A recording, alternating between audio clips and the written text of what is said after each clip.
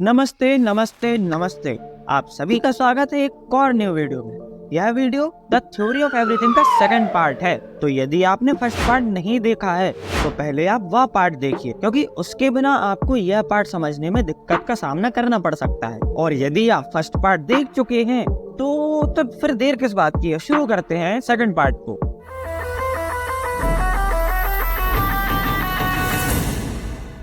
तो अब हमने यह तो जान लिया कि सन हमारे सोलर सिस्टम का सेंटर है और बाकी प्लैनेट्स उसका चक्कर काट रहे हैं। हमने यह भी प्रूफ कर दिया कि धरती गोल है और हमारा यूनिवर्स एक्सपेंड कर रहा है, मतलब स्टार्स स्टैटिक नहीं है।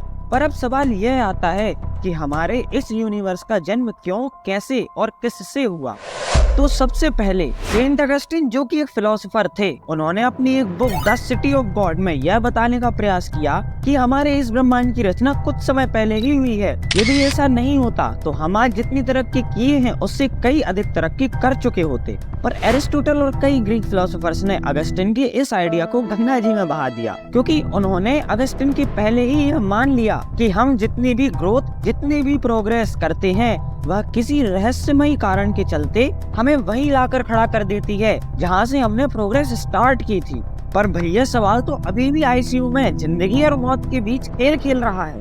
पर 1929 में एडविन हबल ने यह ऑब्जर्व किया कि आप इस ब्रह्मांड में जिस भी स्टार को ऑब्जर्व करेंगे आपको वे दूर जाते हुए दिखेंगे। अब भैया इसका मतलब तो यह हुआ कि पास्ट में ये सारे स्टार्स पास होंगे, और यह भी हो सकता है कि सारे स्टार्स एक एटम साइज्ड पार्टिकल ही हों। अब एडविन हबल ने उनकी ऑब्जर्वेशन से यह बताया कि उनके हिसाब से पास्ट में एक ऐसा टाइम जरूर होगा जब हमारा यह यूनिवर्स इन्फिनिटेसिमली स्मॉल और इन्फिनिटेसिमली डेंस होगा, और इसी समय को साइंटिस्ट द्वारा नाम दिया गया द बिग बैंग का। इस थ्योरी को बहुत से लोगों ने सही माना, कुछ लोगों ने सही नहीं भी माना और कुछ ने पार्शियली सही माना। पर साइंटिस्ट को इस एक्सपेंडिंग यूनिवर्स की स्टार्टिंग और कॉज का एक रफ आइडिया तो लग चुका था। पर 1923 तक तो हमारी इस मिल्की वे गैलेक्सी को ही होल यूनिवर्स माना जाता था। वो तो भला हो एडविन हबल का, जिन्होंने 1924 में इस अंधकार से बाहर निकाला और यह बताने का प्रयास किया कि भाई मेरे, हमारी गैलेक्सी यूनिवर्स का एक छोटा सा पार्ट है, ना कि होल यूनिवर्स।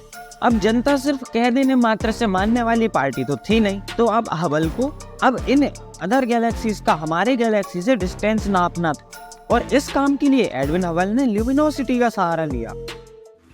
ल्यूमिनोसिटी आसान भाषा से कहा जाए तो सेलेस्टियल बॉडी, मतलब स्टार्स, गैलेक्सी वगैरह वगैरह लाइट को किस हद तक प्रोड्यूस या रिफ्लेक्ट कर सकती हैं, उसे ल्यूमिनोसिटी कहते हैं। हबल के अनुसार कुछ ऐसे स्टार्स होते हैं जिनकी ल्यूमिनोसिटी हमेशा सेम रहती है, फर्क नहीं पड़ता कि वे हमसे कितना पास या कितना दूर हैं, और ये स्टार्स लगभग हर गैलेक्सी में देखने को मिल सकते हैं। और यदि हम किसी भी एक गैलेक्सी में नंबर ऑफ ऐसे स्टार्स लेके चलें जिनकी ल्यूमिनोसिटी ऑलवेज सेम रहती है और उनका डिस्टेंस निकालें, और यदि वह डिस्टेंस हर स्टार के लिए सेम आया, तो हम यह कह सकते हैं कि इस यूनिवर्स में हमारी जैसी कई और गैलेक्सीज भी एग्जिस्ट करती हैं। और यही जानने के लिए एडविन हबल ने 9 अलग अलग गैलेक्सीज पे काम किया। अब क्या हबल को सक्सेस मिलेगी या फिर हबल गलत साबित होंगे, ये हम जानेंगे अगले एपिसोड में। तो मिलते हैं अगली वीडियो में। राम राम।